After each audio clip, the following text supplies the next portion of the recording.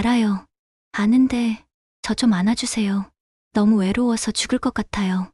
제가 제 남편의 아버지, 시아버님이 품에 안겨 이렇게 애원하게 될 줄은 꿈에도 몰랐습니다. 이 모든 지독한 일은 1년 전 제 남편이 저를 텅 빈 방에 홀로 남겨두고 떠나던 그날로부터 시작되었습니다. 제 이름은 박민서, 34입니다. 저는 필라테스 강사입니다. 누구보다 제 몸을 잘 알고 제 몸의 신호에 솔직한 편이죠. 제 몸은 건강하고 왕성합니다. 한마디로 전 욕구가 강한 여자입니다. 하지만 제 남편, 철훈이는 절 만족시켜주지 못했습니다. 저와 동갑이었지만 그는 늘 병약했습니다.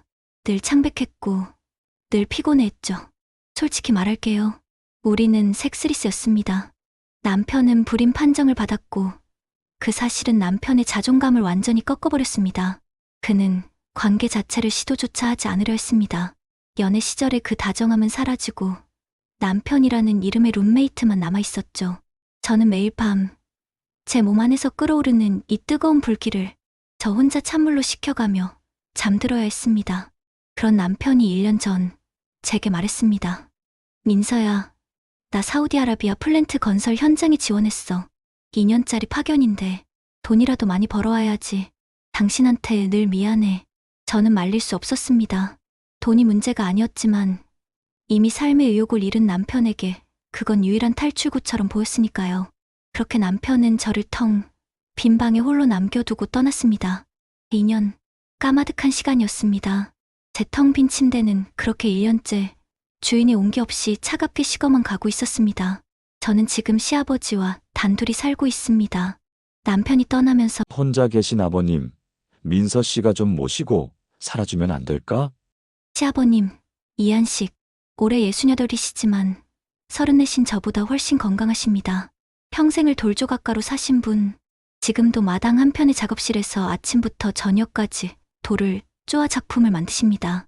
처음엔 그저 불편한 어르신일 뿐이었습니다. 하지만 함께 살게 되면서 저는 그분을 다시 보게 되었습니다.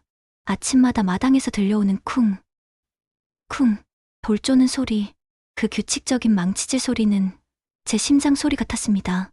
그리고 그 냄새, 아버님에게서는 노인의 냄새가 나지 않았습니다. 흙먼지와 거친 돌가루와 그리고 뜨거운 땀 냄새, 제 남편 철훈이에게서는 단 한 번도 맡아본 적 없는 그런 수컷의 향기였습니다. 식탁에 마주 앉을 때마다 저는 무심코 비교하게 되었습니다. 아들의 창백하고 가는 손목과 아버지의 거칠고 굵은 팔뚝, 아들의 힘없는 기침 소리와 아버지의 우렁찬 웃음소리, 하지만 그뿐이었습니다. 아버님은 참 정정하시네. 딱 그 정도. 적어도 그날, 비가 쏟아지던 그날 전까지는 말입니다. 그날은 억수같이 비가 쏟아지던 날이었습니다. 아버님이 작업실 지붕을 고치시다가 흠뻑 젖어서 들어오셨죠. 아이고, 삭신이야.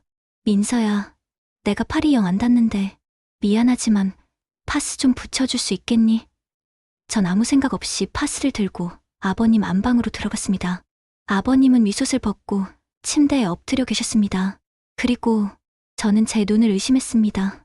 아버님, 저도 모르게 말이 새어나왔습니다. 60대의 등이라고는 믿을 수 없었습니다. 그냥 근육이 많다 정도가 아니었습니다. 평생 돌을 쪼개온 세월이 그 등 전체에 작품처럼 새겨져 있었습니다. 떡 벌어진 어깨, 등줄기를 따라 깊게 파인 척추 기립근, 그리고 날개뼈 주변의 장근육들, 필라테스 강사인 제 눈으로 봐도 그건 완벽한 남성의 등이었습니다. 왜 뭐 잘못됐냐? 아버님의 물음에 저는 정신을 차렸습니다. 아니에요.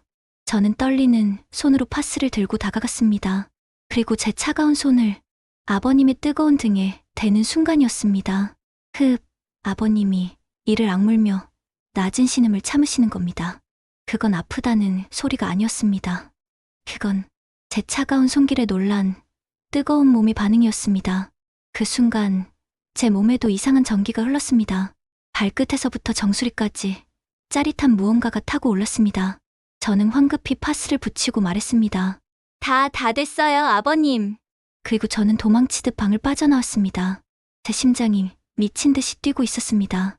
뭐야, 방금. 뭐였지? 내가 왜 이래? 그날 이후로 전 아버님을 제대로 쳐다볼 수가 없었습니다. 아버님을 볼 때마다 그 장근육이 꽉 찬 등과 그날의 그 뜨거운 신음소리가 떠올랐습니다. 미쳤구나, 박민서. 정신 차리자. 그는 내 시아버지야. 머릿속으로 수천 번 되뇌었지만 제 몸은 제 멋대로 반응했습니다. 그러던 어느 날 저는 결정적인 것을 보고야 말았습니다. 욕실 청소를 하다가 아버님의 목욕 바구니를 정리하게 되었습니다. 낡은 수건과 면도기 사이 그 구석에 웬 옥유유로 만든 구슬 2개가 붉은 끈에 꿰어져 있는 겁니다. 이게 뭐지? 놀이개인가? 골동품을 좋아하시니 그런 건가 싶어 무심코 만져봤습니다. 엄청 매끈하고 묵직했습니다. 손에 쥐니 기분 좋은 서늘함이 느껴졌습니다. 설마 하는 마음에 저는 그걸 들고 제 방으로 와서 노트북을 켰습니다. 그리고 검색했죠. 옥구슬 정육. 남자 옥구슬. 맞았습니다. 일명 자도패라고 불리는 물건이었습니다. 옛날 남자들이 혹은 지금도 아는 사람들만 안다는 그걸 단련하기 위해 쓰는 특별한 물건이었습니다. 제 얼굴이 불덩이처럼 달아올랐습니다. 제 남편 철훈이는 존재조차 모를 그런 물건을 아버님은 68배 나이에 단련을 하고 계셨던 겁니다. 그날 밤 저는 잠을 이룰 수 없었습니다. 아버님의 그 완벽한 등, 그날의 신음, 그리고 이 묵직한 옥구슬, 모든 조각이 맞춰졌습니다. 그걸 알고 나니까 미치겠는 겁니다. 다음 날 아버님이 작업실에 계실 때 몰래 훔쳐봤습니다. 땀을 뻘뻘 흘리시며 그게 돌을 쪼고 계시는데 그 모습이 예전처럼 보이지 않았습니다. 쿵, 쿵, 울리는 망치 소리가 제 심장을 때리는 것 같았습니다. 저도 모르게 상상하게 되는 겁니다. 저 힘으로, 저 단련된 걸로 만약 나를 그날 밤 사우디에 있는 남편에게서 영상통화가 걸려왔습니다. 여보, 잘 지내? 아버지는 화면 속 남편은 새까맣게 타고 더 말라 보였습니다. 네, 아버님도 잘 계시고요. 힘들지? 조금만 참아. 2년 금방 가. 사랑해. 네, 저도. 통화가 끊기고 방 안에는 다시 정막이 찾아왔습니다. 사랑한다는 남편의 말이 그 어느 때보다 공허하게 들렸습니다. 저는 굶주려 있었습니다. 이건 아니다. 이건 아니다. 머릿속으로 수만 번 되뇌었지만 제 몸은 이미 아버님을 원하고 있었습니다. 결국 그날 밤 저는 이를 저지르고야 말았습니다. 새벽 2시쯤이었을 겁니다. 저는 옷장에서 가장 얇고 몸매가 다 드러나는 실크 슬립을 꺼내 입었습니다. 그리고 아버님 방 문을 두드렸습니다. 쿨럭. 누구냐? 잠결에 놀란 아버님이 문을 여셨습니다. 민서야, 내가 이 시간에 웬일이냐? 아버님은 제 차림을 보고 그대로 굳어버리셨습니다.